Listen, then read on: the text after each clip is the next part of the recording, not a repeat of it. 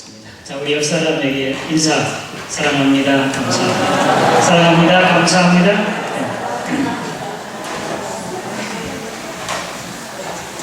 모르는 사람들 인사하세요.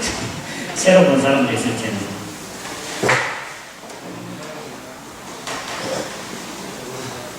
한 젊은이가 이제 소크라테스를 찾아왔습니다.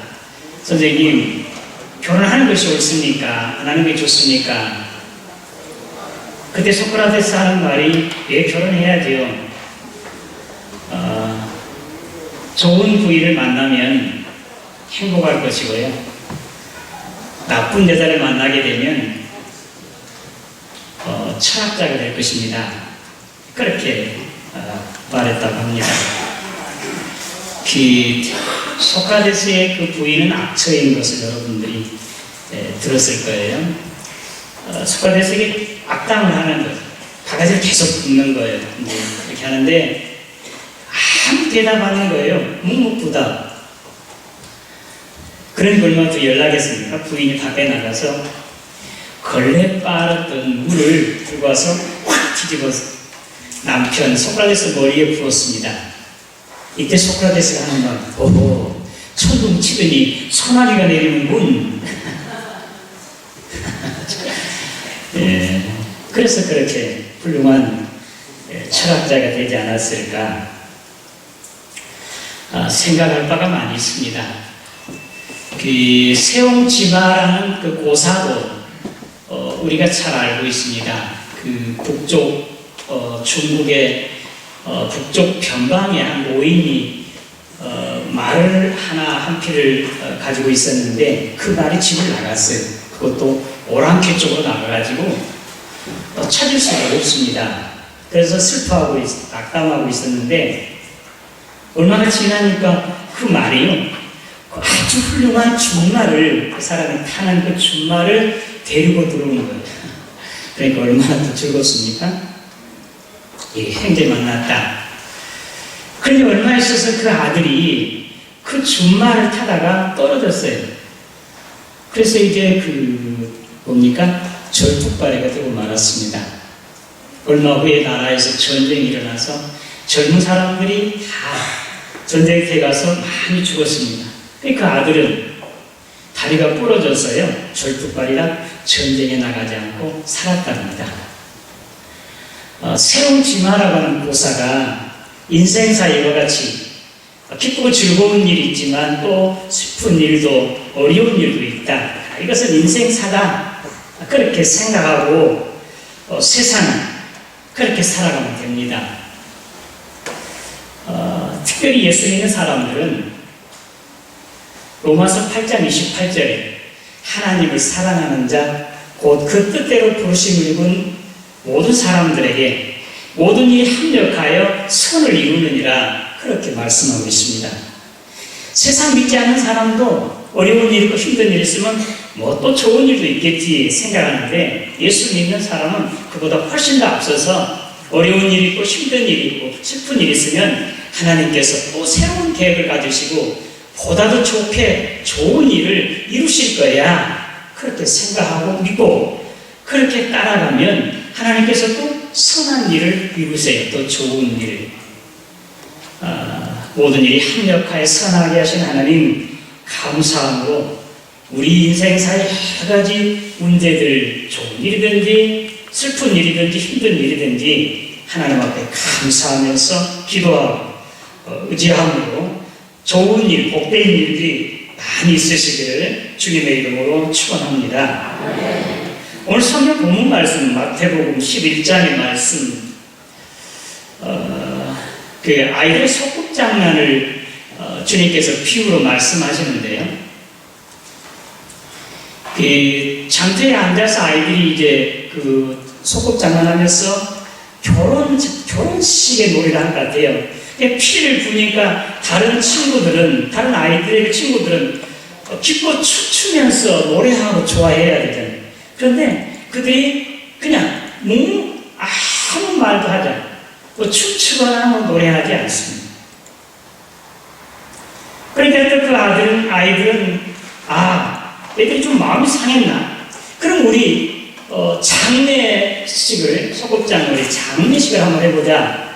장례놀이를 하는데 이제 슬피 울면서 애곡하는 것, 아이고 아이고 하는데 다른 친구들이 멍하니 울지도 아니하고 슬퍼하지도 않고 있는 것. 주님께서 비유로 드신 말씀이에요. 오늘 이 세대, 꼬인 세대들, 삐뚤어진 세대들이 바로 이와 같다는 거예요. 세상이 갈수록 점점 이렇게 돼가고 있습니다.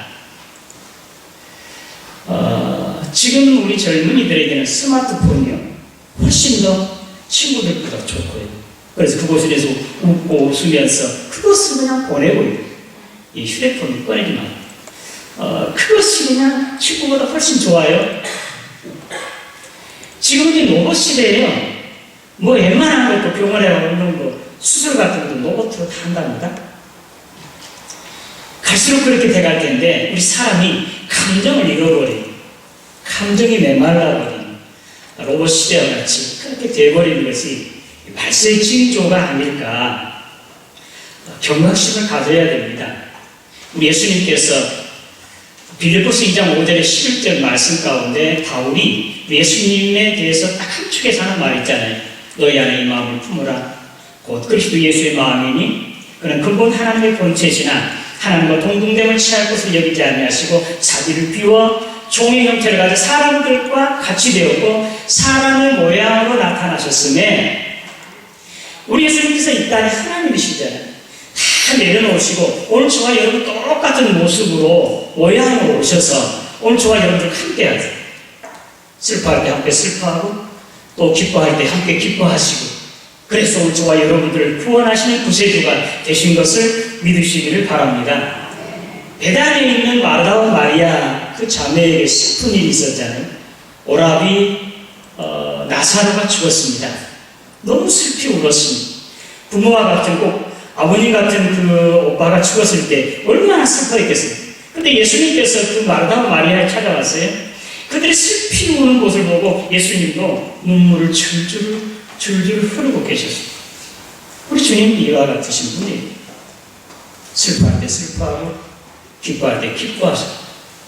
그래서 바울 사도는 우리가 다른 형제들이 기뻐하면 같이 기뻐하고 슬퍼할 때 같이 슬퍼하라고 그렇게 가르쳐주고 있습니다. 그런데 다른 사람들은 기뻐 즐거워하는데 자기는 전혀 상관없이 그냥 이 세상 그지 걱정 다 홀로 짊어진 듯 염려하고 걱정하고 있고요. 다른 동료가 교우가 염려하고 근심하고 아파하는데 나는 헤헤 웃고 잘 됐어, 그럴 수밖에 없어 하면서 전혀 상관없이 하는 자, 이런 사람들 삐뚤어진 세대예요. 그래서 오늘 설교 제목은 꼬인 세대들, 꼬인 세대들, 삐뚤어진 사람들이라 그런 말이에요. 누가복음 7장 이 말씀과 같은 이 본문 말씀이 나오는데, 세리와 많은 백성들이 세례 요한의 그 세례를 받고 회개합니다. 그런데 바리새인 서기관들은 전혀 무관하고 하나님께서 그들에게 특별히 베풀어 주신 은혜예요.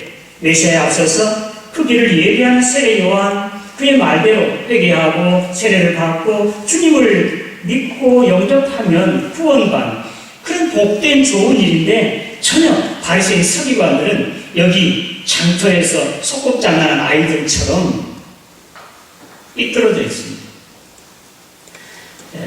설교 제목 여러분들이 한번 기억해 주세요. 꼬인 세대들 다 같이.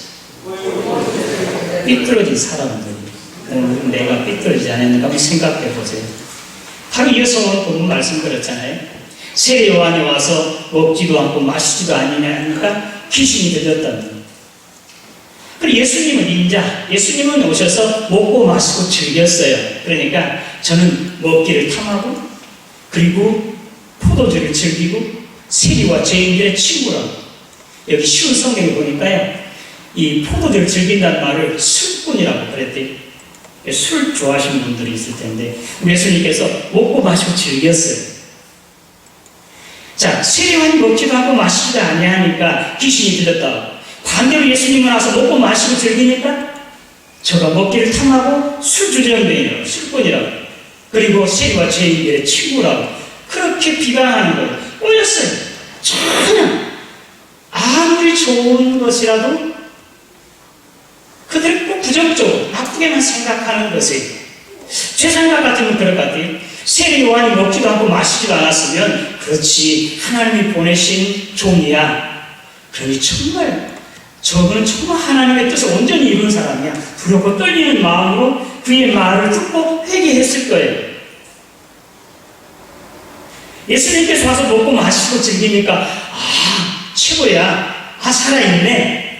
세리와 죄인들 누구라도 다 이렇게 이제 맞아주고 친구로 삼아주니 최고야.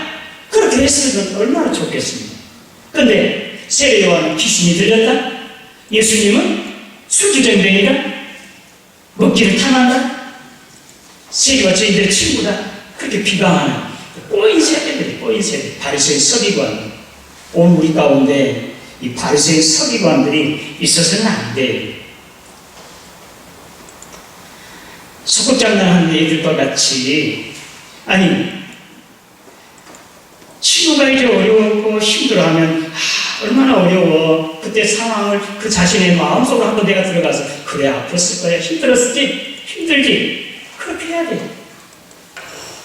친구가 정말 좋은 일이 있어요. 결혼식이 있어서 즐거워하고 기뻐하면 얼마나 좋았어. 재밌어서 나도 참 좋았어. 기뻤어. 그렇게 같이 기뻐해 줘. 깊은 산골에서 흐르는 물이 똑같이 독사가 먹으면요, 그 독사는 독을 내 사람을 죽여요. 그런데 젖소가 그 물을 먹으면요, 젖을 만들어요. 우유를 만들어요. 똑같은 물인데, 똑같은 일에 똑같은 상황이에요. 그런데 삐뚤어진 세대는 독을 만들어내고, 정말 의로운 사람, 하나님의 사람들은 그것을 우유로 만드는 젖소와도 같아요. 오늘 저와 여러분들이 삐뚤어진 세대가 아니라 정말 하나님의 사람, 하나님 기뻐하시는 그런 사람들이 되시기를 주님의 이름으로 축원합니다. 세움지마라는 거 있잖아요. 세움지마처럼 세상 사람들도 세움지마야. 좋은 일 있었으면 또 나쁜 일도 있을 거야. 나쁜 일 있으면 또 좋은 일 생기겠지. 그렇게 그러려니 하는데 예수 믿는 사람들은 그래서는 안 돼. 그보다 훨씬 더 한 번 더 나가서 어려운 일이고 힘든 일이 있으면 쉬었고 있으면 주님께서 어떤 계획을 가지시고 더 좋게 선하게 해주시려고 그러겠지 하면서 주님께 매달 주여 어떤 뜻이 있습니까? 어떻게 하시겠습니까? 매달 기도하고 그것을 바꾸어서 더 선하고 복되게 형통하게 해주실 것을 믿으시기를 바랍니다. 고난 예수님의 제자들과 사도들은 고난이 내게 유익이라고 그들 고백하고 있습니다. 그들 고난 받을 때는 힘들고 어려웠어요. 왜 나에게는 고난이 있었을까? 염려했지만 지나고 보니까 그 고난을 통해서 하나님은 자기를 만들어냈어요. 더 크게 귀하게 능력있게 글을 쓰시는 것을 그들은 알았습니다. 히브리서 5장 8절이요. 그가 아들이시더라도 받으시는 고난을 순종함으로 말미암아 완전하게 되어서 그에게 순종하는 사람들의 구원의 근원자가 되셨다라고 그렇게 말씀하고 있습니다. 아들이 누구세요? 예수님이세요. 예수님이 받으신 고난으로 말미암아 그 고난으로 순종함을 배웠습니다. 그런 걸 말미암아 자기에게 순종하는 사람들에게 구원의 근원자가 되었다는 거예요. 할렐루야. 고난 주의 종도 하나님도 예수님도 고난을 통해서 이와 같이 순종함을 배우고 자기를 순종하는 사람들에게 구원의 근원이 되셨어요. 예수 믿는 사람들 어느 누구도 고난이 있어요. 시험이 있습니다. 그러나 그 시험 고난은 오히려 하나님께서 오늘 저와 여러분들을 더 귀하게 더 능력있게 더 큰 놀라우신 일을 이루게 하기 위해서 주신 것을 믿으시기를 바랍니다. 그래서 바울이 갈라디아서 5장 16절 18절 데살로니가서 5장 16절 18절 다 같이 아는 사람들은 시작 데살로니가서 5장 16절 18절 우리가 아는 거잖아요. 항상 기뻐하라. 다 같이 시작. 항상 기뻐하라. 쉬지 말고 기도하라. 범사에 감사하라. 이런 그리스도 안에서 너희를 향하신 하나님의 뜻입니다. 할렐루야. 범사에 감사하는 게 뭐예요? 좋은 일 있을 때 감사는 아니잖아요. 힘든 일이 있고 어떤 어려운 일이 앞에 있어도 내 창자가 떨리고 하박국 선지자처럼 여호와 안에서 즐거워하고 나를 구원하신 하나님으로 말미암아 감사하리로다. 할렐루야. 이것이 믿는 사람들, 이것이 하나님 기뻐한 사람들입니다. 대표적인 사람이라는 사람이 요셉을 들어 이야기할 수 있겠습니다. 요셉이 17살에 자기 형들에게 팔렸습니다. 자기가 사랑을 좀 많이 받는다. 시샘 때문에 그랬잖아요. 질투 때문에. 얼마나 요셉이 마음이 아팠겠습니까? 자기 형제들이 자기를 미워하고 질투로 인해서 그런 걸 알지만 그런 나를 이렇게 팔아서 종으로 애굽으로 팔아 넘기는 것이 너무너무 안타깝잖아요. 마음 아프잖아요. 근데 요셉이 만약에 형들을 원망하고 불평하고 이제 복수할 거야. 어느 때 내가 꼭 갚아주겠어. 그렇게 했다가 나가면 요셉이 총리 대신이 되지 않았을 것입니다. 그가 보디발의 차에 유혹을 받았을 때도 하나님 앞에서 내가 어떻게 악을 행하겠습니까? 항상 호람되고 하나님 앞에서 그걸 행했습니다. 지금 당장 눈에 나타나는 것 육신적으로 생각하면 그걸 따를 수도 있겠지만 하나님이 지금 보고 계세요. 그리고 내가 하나님 앞에 설 때인데 하나님이 나를 심판하실 때 내가 어떻게 뭐라고 대답할 건가? 그 생각으로 요셉은 살았습니다. 누명을 쓰고 감옥에 갔잖아요. 감옥에 가서 계속 원망하고 불평하고 낙담하지 않았습니다. 어떻겠습니까? 하나님이 나에게 주신 고난이야. 하나님 뜻이 있겠지. 임마누엘의 그런 마음을 가지고 열심히 자기 일에 충성을 했잖아요. 정직하고 신실하게 충성을 다해. 그래서 관리장이 감옥의 간수가 다 그에게 맡겨준 거 말미암아 왕의 신하가 거기 들어왔을 때 그렇게 서로 연결돼가지고 왕의 총리 대신으로 발탁되지 않았겠습니까? 할렐루야. 만약 요셉이 여기서 원망 불평하고 낙담했더라면 어떻게 이렇게 됐겠습니까? 창세기 50장 20절에 있는 말씀이에요. 당신들 나를 해하려고 이제 하였으나 하나님께서 이것을 손으로 바꾸사 오늘과 같이 많은 백성들의 생명을 살렸지 않았습니까? 당신들은 나를 해하려고 했지만 하나님께서 이것을 손으로 바꾸사 오늘과 같이 많은 백성들의 생명을 살려주지 않았습니까? 창세기 50장 19절에 그들이 두려워 떨면서 용서해달라, 우리를 정죄하지 말라, 우리 보복하지 말라 했을 때 이제 요셉이 하는 말이 내가 하나님을 배신하니까? 내가 하나님입니까? 하나님만이 정죄하고 심판하고요 내쫓을 수 있어요. 하나님만이 판단할 수 있어요. 사람은 그렇게 할 수 없어요. 해서는 안 돼요. 요셉이 바로 이런 신앙 때문에 이와 같이 하나님께서 그걸 손으로 바꾸셔서 많은 생명을 살리고 정말로 이스라엘 살리는 그런 사람이 되지 않았습니까? 오늘 저와 여러분, 오늘 말씀에 주님께서 이제 거듭거듭 회개를 촉구하고 있습니다. 화 있을 때도 보라시는, 화 있을 때 베세다야. 여기는 예수님 이 베세다 보라시는요 갈릴리 주변에 있는 지역들이에요. 그 성이기 때문에 예수님께서 이곳에 많이 3년 동안 공생활 생활 여기서 많이 거주하시면서 천국 복음을 전하고 하나님의 놀라운 일들을 이제 선포하시고 기적을 베푸시고 했던 것이에요. 그런데도 그들이 깨닫지 못해 회개하지 않았습니다. 그러니 이제 도로와 시돈에서 내가 이걸 행했다라면 진짜 그들은 죄를 무릅쓰고 회개했을 것이라.